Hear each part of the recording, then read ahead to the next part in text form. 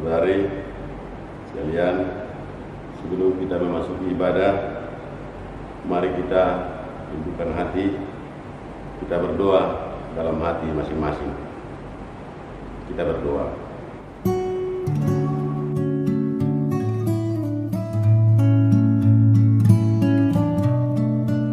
Amin. Kita bernyanyi.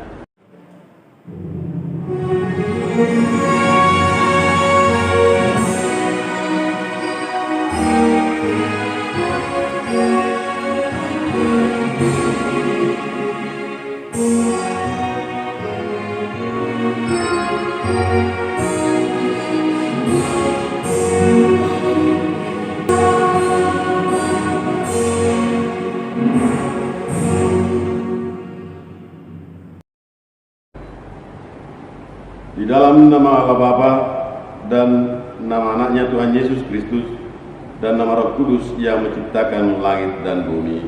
Amin. Sebab penderitaan ringan yang sekarang ini mengerjakan bagi kami kemuliaan kekal yang melebihi segala-galanya, jauh lebih besar daripada penderitaan kami, sebab kami tidak memperhatikan yang kelihatan, melainkan yang tak kelihatan. Karena yang kelihatan adalah sementara, sedang yang tak kelihatan adalah kekal. Haleluya.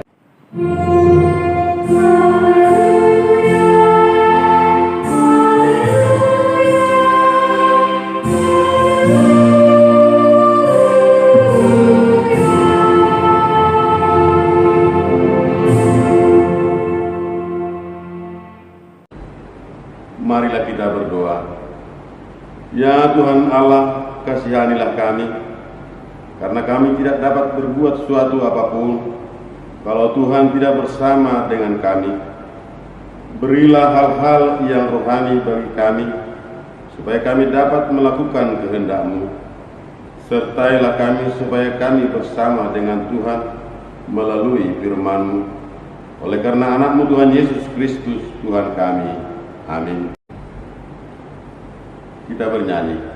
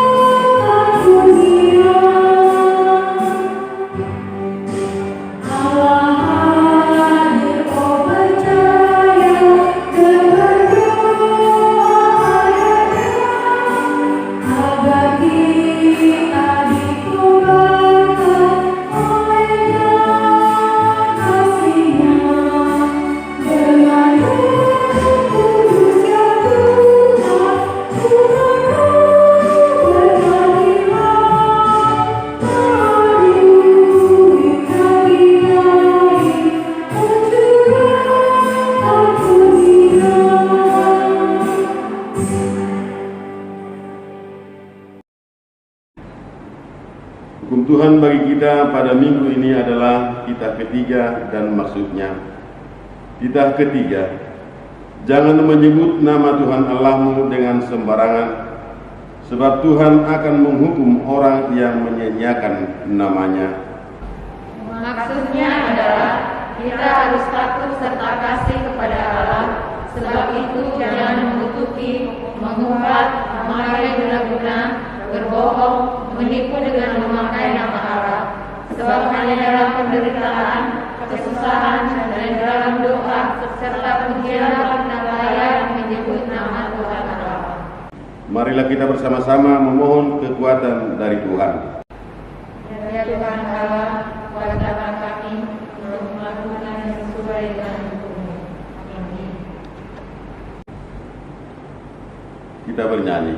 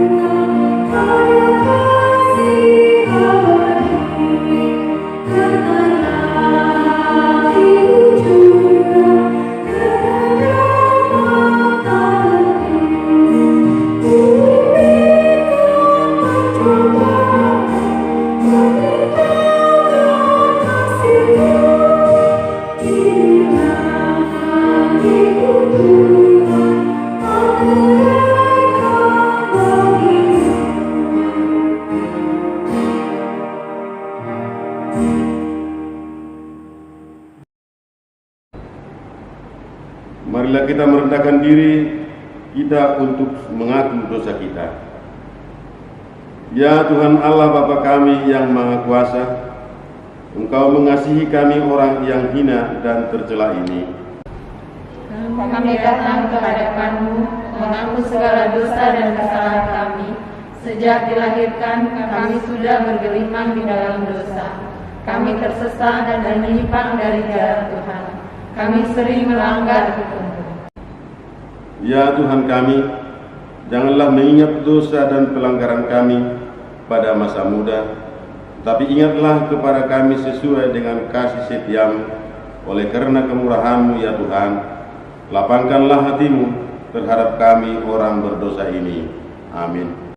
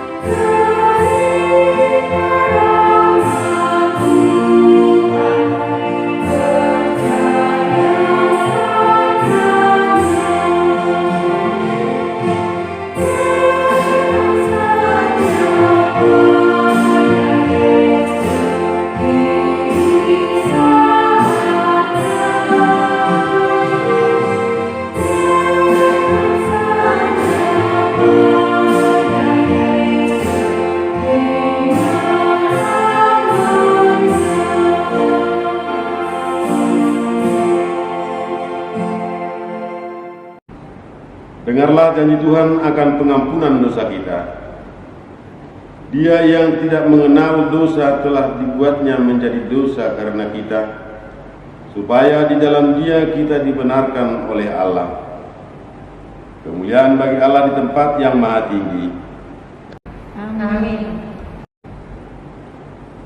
Kita bernyanyi.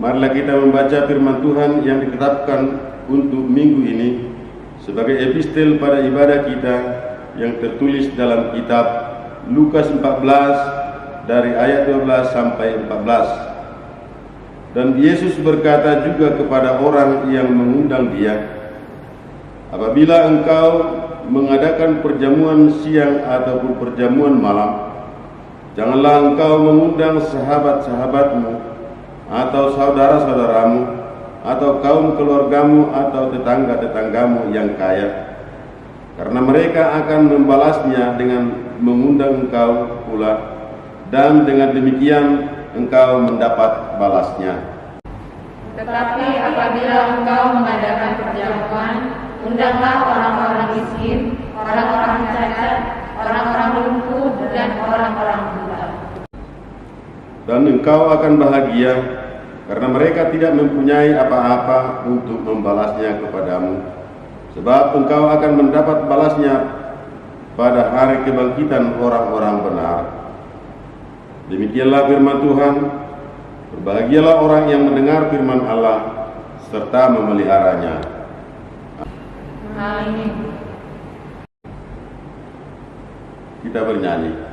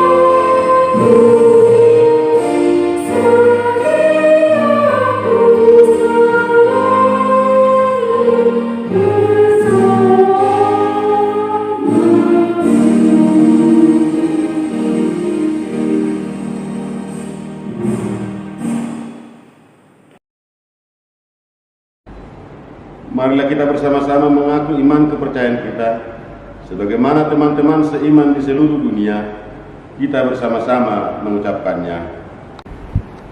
Aku percaya kepada Allah Bapa yang Maha Kuasa, Khalik langit dan bumi. Aku percaya kepada Yesus Kristus, Anaknya yang tunggal Tuhan kita, yang dikandung daripada Roh Kudus, lahir dari anak darah Maria, yang menderita sengsara di bawah pemerintahan Pontius Pilatus, disalibkan, mati dan dikuburkan, turun ke dalam kerajaan maut. Pada hari yang ketiga, bangkit pula dari antara orang mati, naik ke surga, duduk di sebelah kanan Allah Bapa yang Maha Kuasa. Dari sana akan datang kelak untuk menghakimi orang yang hidup dan yang mati. Aku percaya pada Roh Kudus, adanya satu gereja yang kudus, persekutuan orang kudus, pengampunan dosa, kebangkitan daging, dan hidup yang kekal. Amin.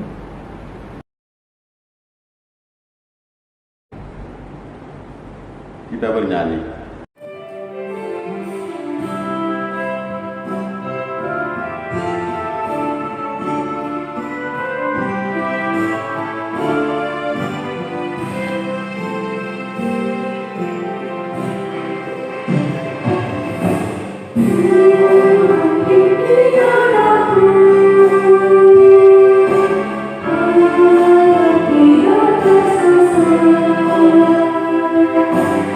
Oh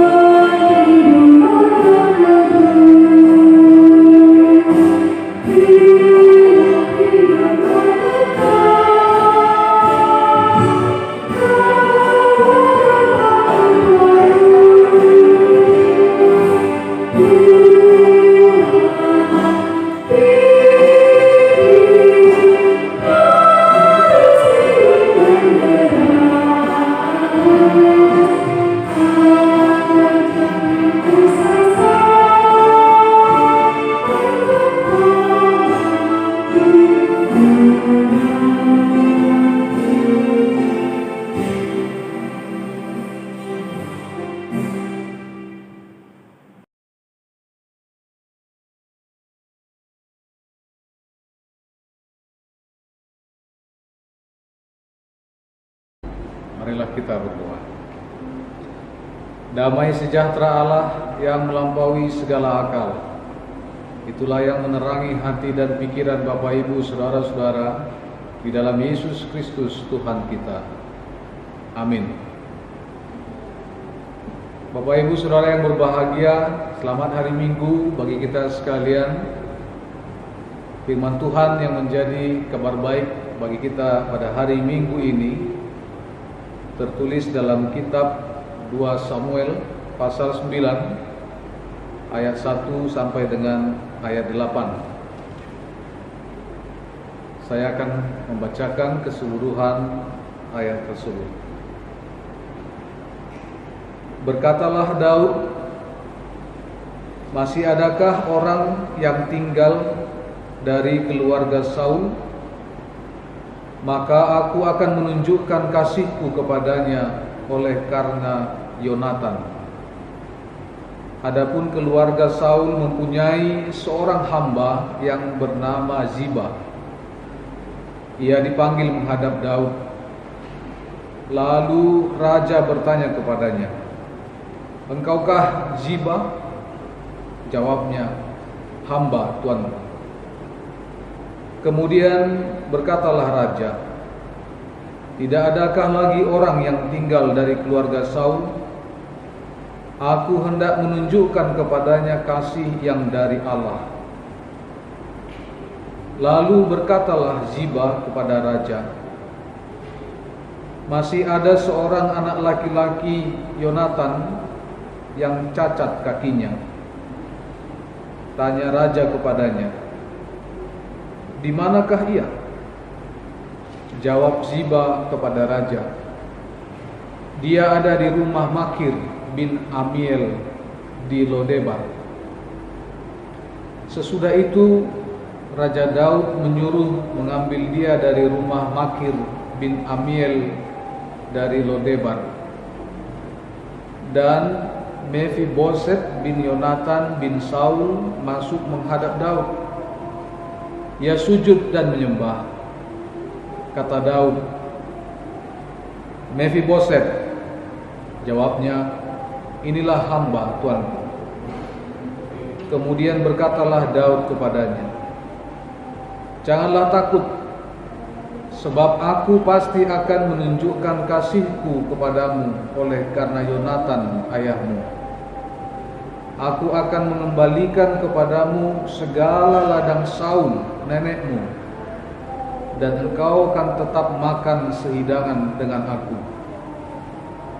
Lalu sujudlah Mephiboset dan berkata, "Apakah hambamu ini sehingga engkau menghiraukan anjing mati seperti aku?" Demikian yang menjadi ayat khotbah minggu kita pada hari ini. Saudara-saudara yang dikasihi Yesus Kristus, anak dari Raja Saul yang bernama Yonatan menjadi sahabat karib dari Raja Daud. Jadi sebelum Raja Daud bangkit menjadi Raja Israel, bahwa Yonatan anak Raja Saul sangat akrab dengan Daud. Dan akhirnya Daud menganggap Yonatan persis sebagai saudaranya. Kedekatan itu semakin begitu eratnya ketika Yonatan memperingatkan Daud saat ayahnya yaitu Raja Saul berencana jahat kepada Raja Daud oleh karena kecemburuan Saul atas ketenaran dari kemampuan Daud menghalau musuh, mengalahkan musuh Israel pada waktu itu. Oleh sebab itulah kedekatan Daud dan Yonatan tidak sebagai orang yang biasa-biasa saja, tapi sebagaimana telah kita katakan tadi, persis sebagai saudara. Hubungan kedekatan itu akhirnya menjadi bagian dari rencana Tuhan bagaimana kehidupan generasi Saul Yonatan di era kehidupan Daud sebagai raja. Dan salah satu peristiwa yang menjadi teladan bagi kita minggu ini adalah bagaimana sikap Daud terhadap Mephiboset yang adalah cucu dari Raja Saul atau dari anak Yonatan. Bapak Ibu yang berbahagia, saudara-saudara yang diberkati oleh Tuhan, posisi Daud sebagai seorang raja tidak menghalangi baginya untuk menyatakan kepeduliannya kepada orang yang memiliki kekurangan kemampuan atau bisa kita sebut dengan orang yang mengalami disabilitas atau cacat, sebagaimana Mephiboset, seorang yang pincang dan yang pastinya dia tidak bisa maksimal untuk mencari kehidupannya. Sebagai raja, dia tidak datang dengan perintah untuk memberikan kepedulian kepada Mephiboset, tetapi dia datang karena pengenalannya akan kemurahan Tuhan dalam kehidupannya. Kalau kita mau memahami dari ayat 3 yang menjadi kebangkitan dari hati yang ikhlas, dari hati yang peduli dari seorang yang bernama Daud. Di ayat 3 itu dikatakan, aku hendak menunjukkan kepadanya kasih yang dari Allah. Kata yang dari Allah menunjukkan Daud telah menerima kasih itu terlebih dahulu. Daud sudah mengalami kasih Allah itu terlebih dahulu, dan dia mau menunjukkan itu kepada keluarga Yonatan. Apakah itu sebagaimana kita baca tadi, pekerja di rumah Yonatan sebelumnya yaitu Ziba, bahkan kepada keturunan Yonatan sendiri yaitu Mephiboset. Jadi Daud bergerak untuk memberikan kepedulian bukan karena kapasitasnya sebagai penguasa politik dan penguasa dalam hal-hal keseluruhan kehidupan Israel, tetapi karena dia mengenal dan telah menerima kasih yang dari Allah sebelumnya. Didorong oleh pengenalan seperti itu, akhirnya dia berangkat menjadi orang yang peduli kepada orang yang tidak mempunyai kemampuan, bahkan kepada orang yang memiliki keterbatasan kemampuan. Oleh karena itu juga pengenalan kepada Allah memotivasi setiap orang, seharusnya memotivasi setiap orang untuk peduli kepada orang yang tidak memiliki kemampuan. Di sekitar kita banyak orang yang tidak memiliki kemampuan, baik karena dia disabilitas, baik karena dia tidak mempunyai kemampuan oleh karena sebuah sistem sosial yang terjadi, atau mungkin karena sebuah pergerakan politik yang ada di sekitar dia. Ada orang-orang yang tidak memiliki kemampuan untuk bergerak dalam hidupnya secara bebas, dalam arti secara manusiawi, oleh karena ada sistem tertentu yang membuat dia terbatas, akhirnya tidak memiliki kemampuan.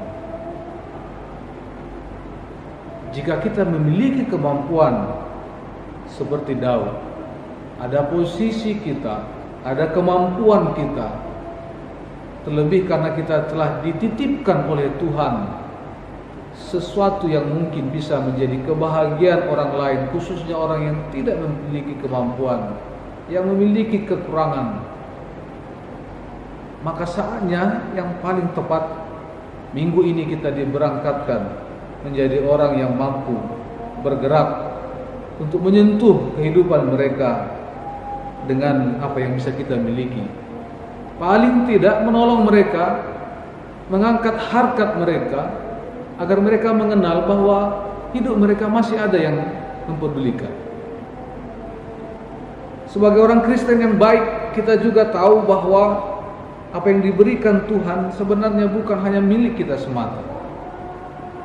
apa yang diberikan Tuhan kepada kita, ada bagian orang yang dititipkan Tuhan kepada kita, yang kita pakai sebagai bentuk dan wujud pelayanan kita kepada Tuhan, yang mesti kita berikan kepada orang lain. Berkat Tuhan tidak pernah melulu hanya kepada kita sendiri. Itu makanya ada orang yang diberi lebih, ada orang yang diberi secara secukupnya saja, atau ada orang yang diberi hanya kemampuan untuk mencari kehidupan dengan bersusah payah. Bagian-bagian itu tetap diperhatikan oleh Tuhan. Hubungan keterikatan, baik sebagai sesama manusia, baik sebagai orang yang memiliki kelebihan, semuanya kita harus melihat kepada semua itu adalah kasih dari Allah, kepedulian dari Allah kepada kita. Daud mengingat itu, bahwa dia pernah diselamatkan oleh Yonatan, dan itu karena kepedulian Allah kepadanya yang dititipkan kepada Yonatan. Keselamatan Daud, adanya nilai kehidupan Daud sebagai orang yang dipilih oleh Allah, itu kemudian semakin dimantapkan oleh Allah lewat pertemanan dengan Yonatan, anak Saul, yang juga dikenal Yonatan ini sebagai nabi di tengah-tengah kehidupan istana. Jadi Yonatan itu nabi istana juga, yang mendampingi Daud untuk apa yang dia pikirkan, apa yang dia alami, sehingga Daud boleh menjadi kesukaan terus bagi kedaulatan Tuhan di tengah-tengah kehidupan bangsa Israel. Nah, karena itu kalau Daud tadi sempat berkata dalam nats yang kita telah baca tadi, bahwa dia mau memberikan kasih kepada Mephiboset, dan dia berkata langsung kepada Mephiboset bahwa dia akan memberikan kasihnya kepada Mephiboset karena ayahnya Yonatan. Pengenalan Daud kepada Yonatan begitu luar biasa dekatnya, dan itu karena dia alami, sebab Allah bekerja lewat Yonatan. Aku hendak memberikan kasihku kepadamu oleh karena ayahmu Yonatan. Dia mengingat bahwa dia pernah mengalami kelepasan dari Allah oleh karena satu orang yang bernama Yonatan. Dia pernah mengalami sebuah kepastian hidup dan perubahan hidup ketika dia mengalami itu dari Yonatan, yang bagian dari rencana Tuhan dalam kehidupan Daud sendiri. Mengingat kemurahan itu, dia akhirnya memberikan juga apa yang dari Allah kembali kepada Allah lewat pelayanannya kepada Mephiboset. Dan itu terbukti ketika dia berkata, aku akan mengembalikan seluruh apa yang menjadi warisanmu dari nenekmu dan dari ayahmu. Luar biasa. Bapak Ibu saudara-saudara yang berbahagia, seorang raja, seorang yang memiliki kuasa, sangat jarang seperti itu. Namun inilah Daud. Karakter Daud menjadi karakter kekristenan kita seharusnya pada zaman ini. Ada hak-hak yang mesti dikembalikan kepada yang semestinya berhak. Ada bagian yang bukan menjadi milik kita, yang menjadi milik orang lain, yang harus kita lepas karena itu adalah milik mereka.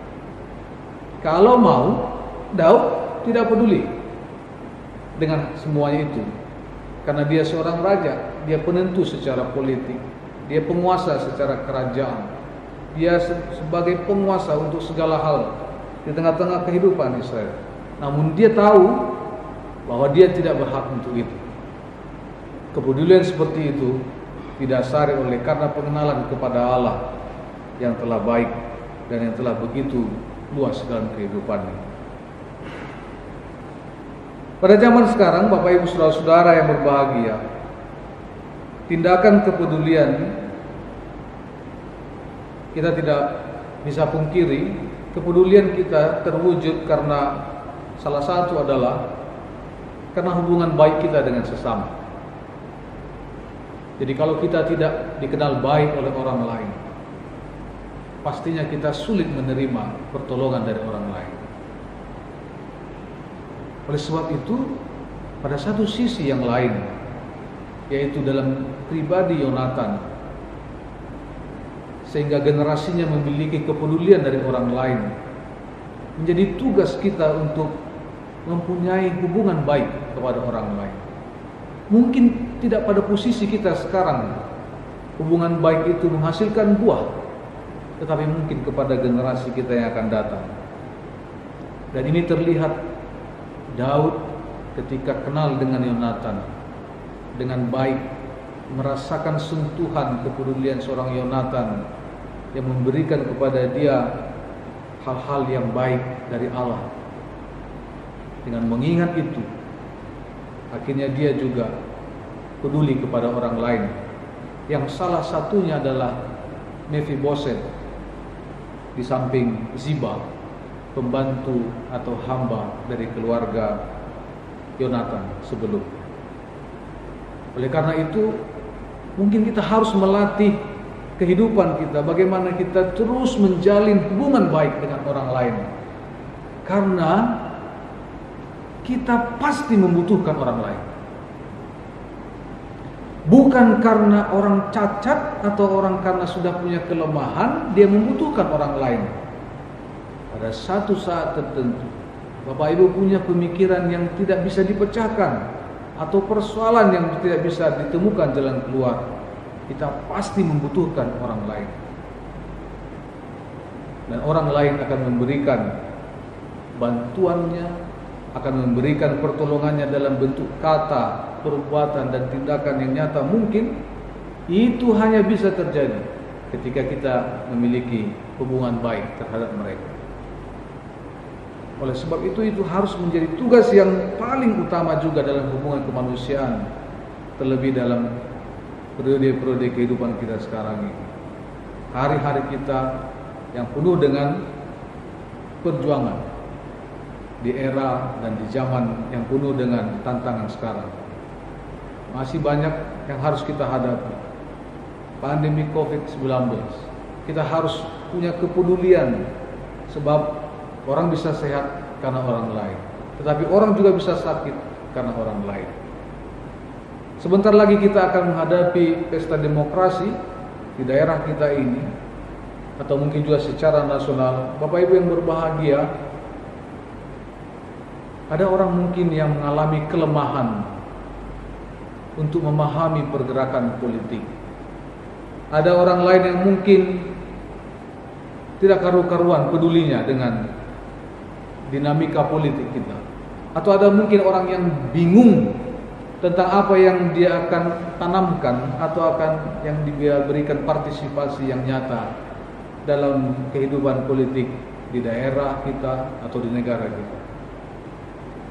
Untuk hal seperti itu juga, jika kita memiliki kemampuan pemahaman, adalah baik ketika kita datang mendampingi, memberikan pemikiran yang konstruktif, tidak menghancurkan atau tidak membuat orang lain terbelenggu dengan pemikiran satu warna saja, tetapi kita memberikan pandangan yang lugas, memberikan kepada mereka hati yang begitu senang untuk menghadapi itu, sehingga tidak ada pribadi yang merasa akhirnya terbebani, akhirnya ketakutan, akhirnya merasa dipinggirkan. Tetapi bagaimana setiap orang ketika kita datang peduli terhadap keterbatasan mereka, mereka boleh merasa diangkat, dihargai, dan memiliki kebersamaan dengan kita. Oleh sebab itu, tugas kita pada saat ini dengan panggilan nama minggu kita, bagaimana kita peduli dengan orang-orang yang mengalami disabilitas.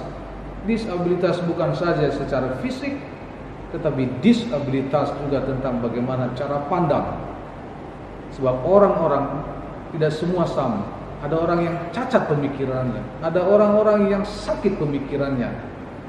Kita boleh datang ke sana, memberikan yang terbaik bagi mereka, sebagaimana kita meniru dan mencontoh dari Daud yang berkata tadi, bahwa dia mau berbuat itu karena dia telah mengenal kasih Allah. Sekali lagi Daud berkata pada ayat 3, aku hendak menunjukkan kepadanya kasih yang dari Allah.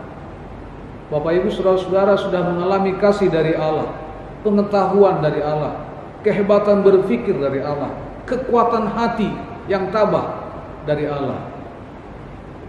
Mari mengalirkan itu kepada orang lain.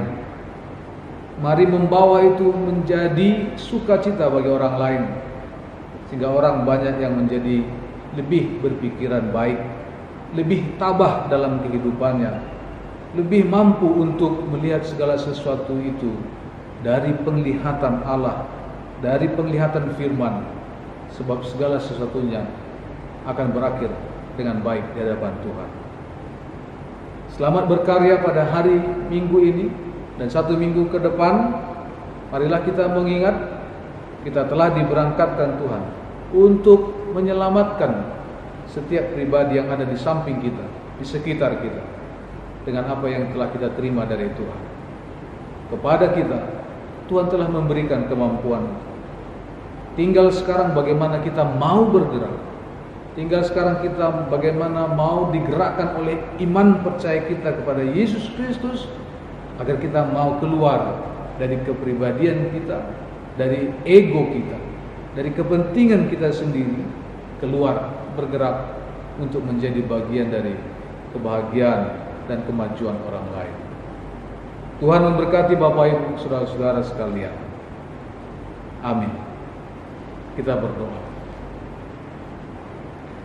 Bapa yang baik, Bapa yang kekal, Tuhan yang memelihara kehidupan kami. Engkau menunjukkan belas kasih-Mu kepada kami. Engkau menemukan kami begitu banyak kelemahan dan dosa, namun Engkau mengangkat kami memiliki harkat yang lebih baik dari sebelumnya hingga hari ini. Engkau menempatkan kami menjadi anak-anak Tuhan yang memiliki banyak sukacita oleh karena berkat anugerah dan kasih-Mu yang tak terhingga itu. Di sekitar kami ada banyak saudara-saudara kami yang memiliki kelemahan, yang memiliki keterbatasan dalam segala hal, baik secara fisik maupun secara psikis. Tuhan Allah, ketika Engkau telah menetapkan kami menjadi bagian dari berkat dunia ini, menjadi bagian dari kehidupan orang lain, mampukan kami untuk saling membantu, saling menguatkan, agar semuanya merasakan kebersamaan di hadapan Tuhan.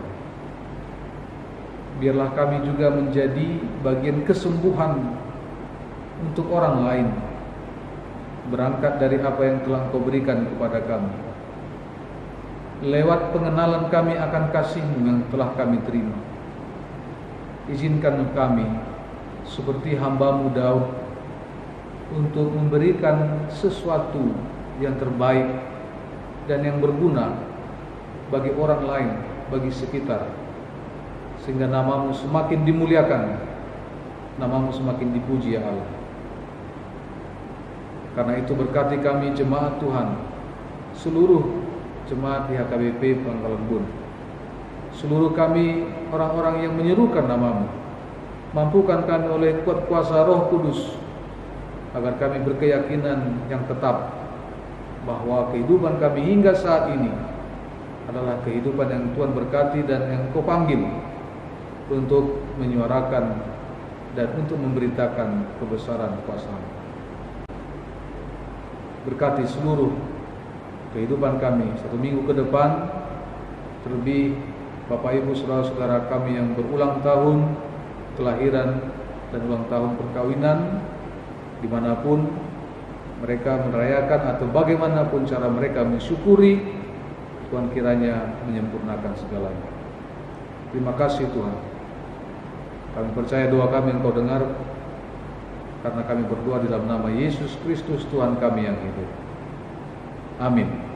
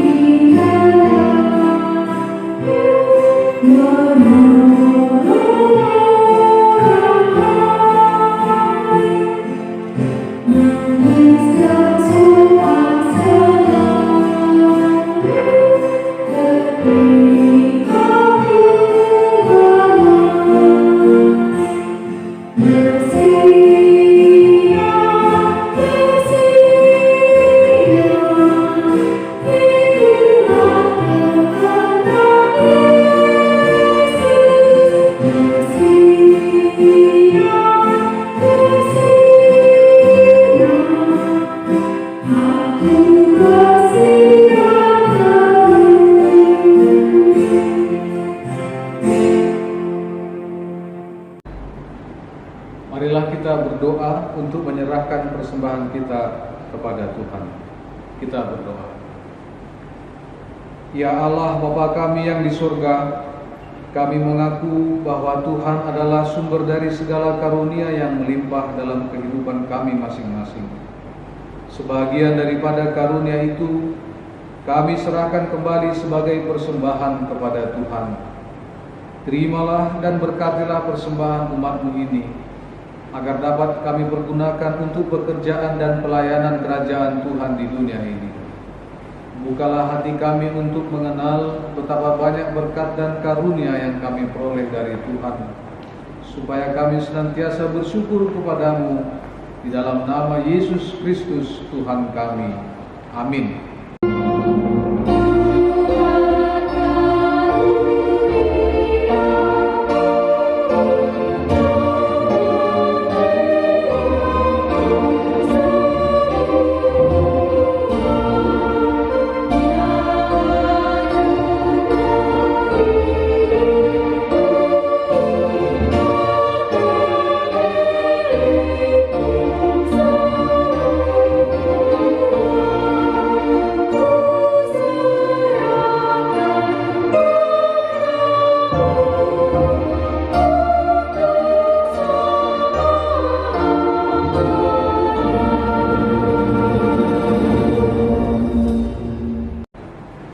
Bapa kami yang di surga, dikuduskanlah nama-Mu, datanglah kerajaan-Mu, jadilah kehendak-Mu di bumi seperti di surga. Berikanlah kami pada hari ini makanan kami yang secukupnya, dan ampunilah kami akan kesalahan kami, seperti kami juga telah mengampuni orang yang bersalah kepada kami. Dan janganlah membawa kami ke dalam pencobaan, tetapi lepaskanlah kami daripada yang jahat.